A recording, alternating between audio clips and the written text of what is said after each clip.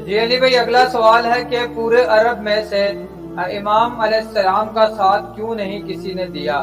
آخر امام علیہ السلام اکیلے کیوں ہو گئے؟ دیکھیں یہ میں تو کل بھی ڈسکس کر چکا ہوں، مائیں روزانہ تو حسین پیدا نہیں کرتی ہیں، پھر اسی وقت ایک کمیونیکیشن گیپ بھی تو تھا نا. یعنی آج آپ دیکھیں کوئی ایشو ہوتا ہے، ہم ہیش ٹیگ چلا دیں تو پوری دنیا میں ہلچل مچ جائے گی.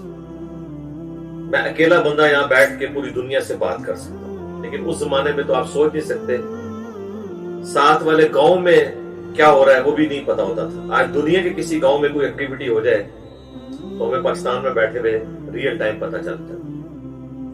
تو اس لیے وہ چیزوں کا آئیڈیا بھی نہیں تھا. دوسرا ظاہر ہے کہ یہ موت کا سفر تھا، سب لوگ تو اس طریقے سے تیار نہیں ہوتے.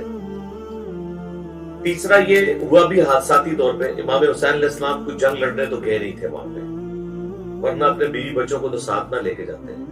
بیسیکلی وہ کوفہ شفٹ ہو رہے تھے وہاں سے ایک پولیٹیکل سٹرگل کو لانچ کرنے کے لیے، لیکن وہاں تک پہنچنے سے پہلے ہی ان کے اوپر جنگ مسلط کر دی گئی.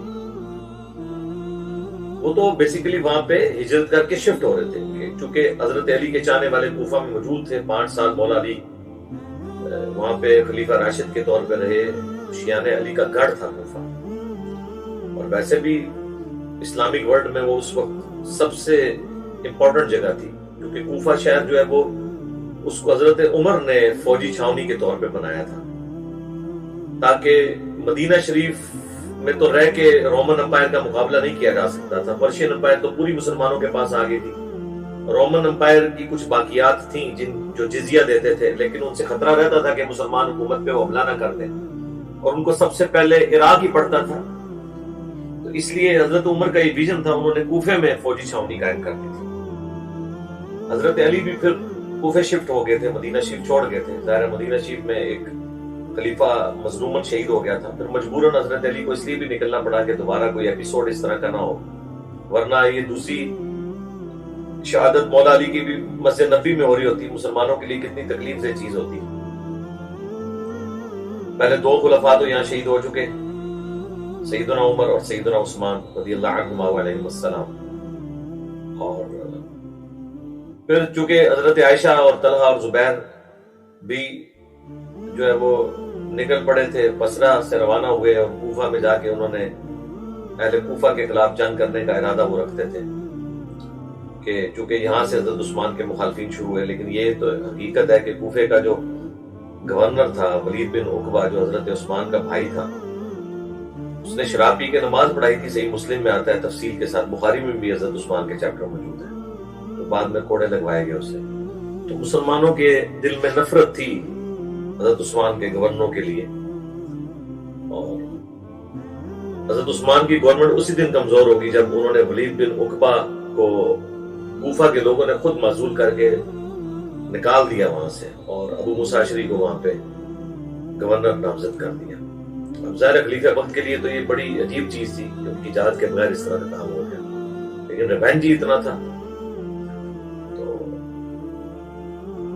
اس لیے کلپرٹ سمجھتے تھے اہل کوفہ کو وہ لوگ جو حضرت عثمان کے خون کا بدلہ لینا چاہتے تھے. تو حضرت علی سے آگے بجائے وہ ڈیمانڈ کرتے مدینہ شریف میں.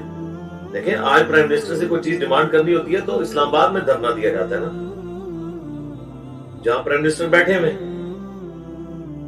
لیکن انہوں نے بجائے مدینہ شریف آنے کے انہوں نے فوج تیار کر کے ٹریڈ قانون کو ہاتھ میں لینے کی کوشش کی. وہ تو پھر سورۃ الحجرات میں واضح ہے کہ ریٹ آف دی گورنمنٹ تو قائم ہوگی.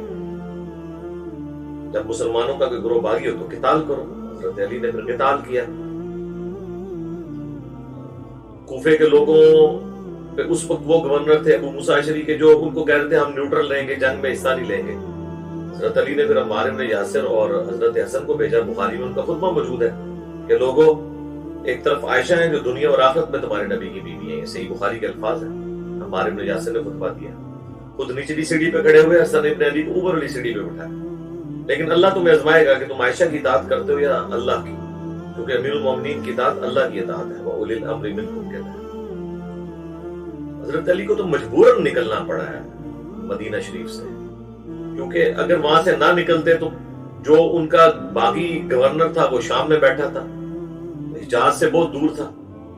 تو کوفے میں بیٹھ کے اس کی حرکتوں کو بھی کاؤنٹر کیا جا سکتا تھا، اور دوسرا جو لوگ کوفے پہنچے ہوئے تھے خود ریٹ آف دی گورنمنٹ کو چیلنج کرنے کے لیے اور حکومت کے یعنی قوانین کو اپنے ہاتھوں میں لینے کے لیے، ان کو بھی کرنا تھا۔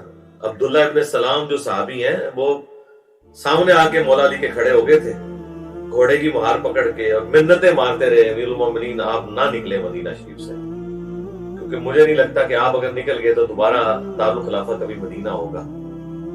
لوگ یہ روایت تو بیان کرتے ہیں لیکن یہ نہیں دیکھتے کہ آپ نے حضرت علی کو مدینے میں رہنے نہیں دیا، مجبور کیا ہے، آپ نے علی کو مجبور کیا نکلنے پہ، اور اس کے بعد ان کے بیٹے حسین ابن علی کو مجبور کیا کہ حج کے دنوں میں زبردستی بیعت لینے کی کوشش کی، تو مدینہ سے مکہ اور پھر مکہ سے کوفے کی طرف روانہ ہوئے۔ تو تصویر کا ایک رخ تو بتایا جاتا ہے، دوسری مجبوریاں نہیں بتائی جاتی ہیں۔ بعد مولا علی کے وہاں شفٹ ہونے کی وجہ سے یہ ہو گیا کہ پھر دنیا میں مسلمانوں کے علم کے اعتبار سے دو مرکز بن گئے، ایک مدینہ اور دوسرا کوفہ۔ یہ ساری کی ساری جو بہاریں آپ کو کوفہ میں اتنے بڑے بڑے اسکالرز نظر آتے ہیں، صحابہ میں بھی عبداللہ ابن مسعود، عمار ابن یاسر اور باقی لوگ، اور ان کے شاگرد آگے سے تابعین، تبع تابعین، اور بعد میں امام حنیفہ رحمہ اللہ اور باقی لوگ، یہ سب کی سب بہاریں مولا علی کی وہاں جانے سے ہوئی۔ یہ سارے کا سارا سلسلہ